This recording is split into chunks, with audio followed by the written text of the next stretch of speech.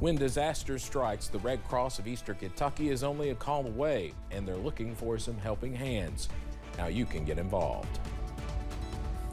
And we are just 5 days away from the total solar eclipse. Millions of people are expected to travel to get to the path of totality. We'll share some safety tips and warnings for travelers.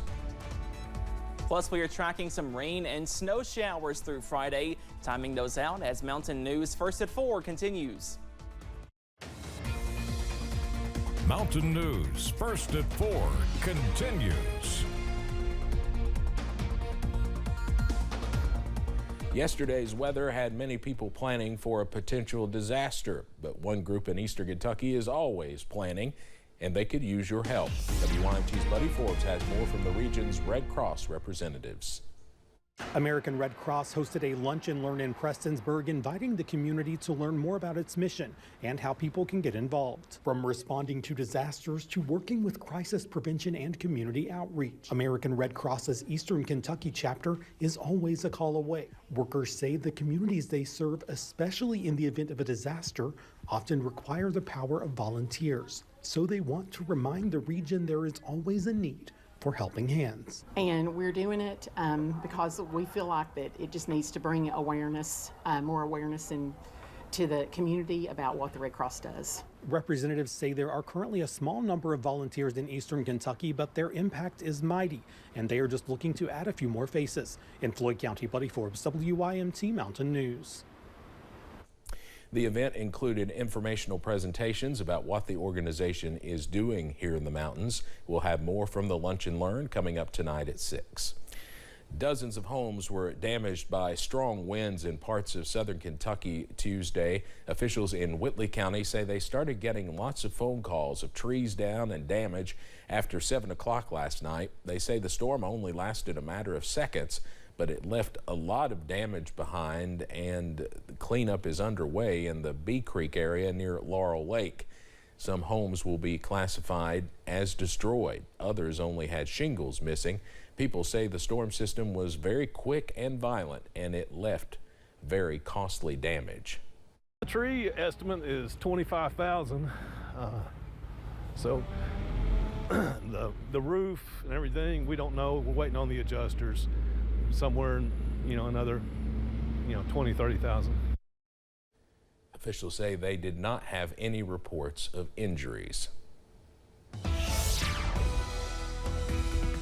We are tracking some more showers on this Wednesday afternoon, but some good news, no severe weather as we go through the middle of this week. Up on First Alert Pinpoint Doppler, you may need the umbrella if you have those plans this afternoon or pushing into this evening. Zooming into a heavier downpour, pushing into portions of Magoffin County, not too far away from downtown Salyersville, also not too far away from downtown Jackson over in Breathitt County. Again, nothing severe, really no thunder or lightning with this system, but some heavy downpours are possible as this system pushes off to the east. And some more light to moderate showers knocking on the door for I-75 in Laurel County, pushing into Whitley County, and a few more light sprinkles near Floyd County, moving into Martin and Pike counties as well.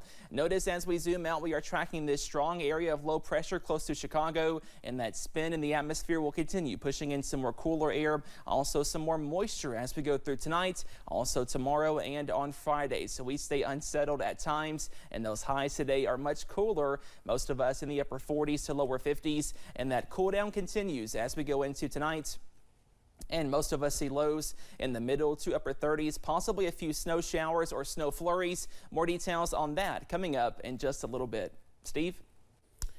Cameron, thank you. Today marks 50 years since the tornado super outbreak in 1974. Nearly 150 tornadoes touched down in 13 states beginning on April 3rd, 1974. 27 tornadoes swept across Kentucky. 71 Kentuckians were killed. In Meade County, a F5 tornado touched down, killing 31 people in that area alone. The mayor of Brandenburg says the city has rebuilt. It's something that this community will always have to live with, but we're proud of where we've gotten in 50 years. Events are planned today in several Kentucky communities to mark the grim anniversary. Millions are cleaning up after severe weather tore the roofs off houses and snapped trees in multiple states yesterday. There were a dozen reports of tornadoes touching down from Alabama all the way up to Ohio. At least 10 people were hurt in the storms. Some neighborhoods were torn to shreds. Many people were shocked to see the wreckage left behind. Campers on their side. Oh, dear Lord. Well, it's just a gut punch to see your town and see these old buildings just demolished. Today, those severe storms are hitting Pennsylvania and parts of surrounding states. Up north, it's a snow day in Maine, New Hampshire, and Vermont, with a blizzard warning even in northern Michigan. The nation's largest producer and distributor of fresh eggs is experiencing a bird flu outbreak. Cal-Maine Foods has temporarily stopped production at a facility in Texas. The state agriculture commissioner says the company has to depopulate 1.6 million laying hens and 337,000 pullets. Cal-Maine says it is working to secure production at other plants to minimize disruption to its customers. Officials say the current risk to the public is minimal. Bird flu has also been detected at a poultry facility in Michigan. Secretary of State Antony Blinken was delayed in Paris today due to a mechanical problem with his aircraft. The issue forced Blinken and the U.S. delegation to drive from Paris to Brussels for his meetings with NATO members. The Air Force fleet plane that experienced the issue was a Boeing aircraft. This is the second time this year Blinken has had an issue with a Boeing plane. In January, his plane reportedly suffered a critical failure related to an oxygen tank before taking off. Millions of Americans are expected to travel to see the total solar eclipse on Monday, April 8th. Cities and towns along the route of totality are expecting big crowds. While the boost in visitors is good for local economies, the extra people are expected to cause some chaos on the roads and in the skies. Jen Sullivan has some tips and warnings for travelers. It's a rare event, a total solar eclipse, and millions of Americans are expected to travel to see the awe-inspiring sight on April 8th. But that means more drivers on the roads and more passengers at airports. You really need to plan ahead and be safe. Communities from Mexico up to Canada are in the path of totality, meaning the moon will completely cover the sun, creating total darkness during daylight.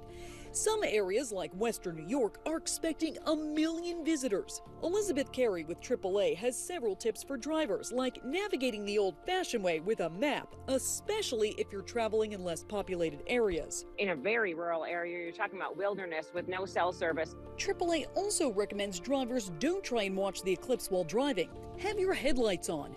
Don't wear your eclipse glasses while driving, and watch out for animals. It could trigger wildlife to be out and about. And if you're flying, the FAA is warning travelers to expect long lines and possible delays at airports.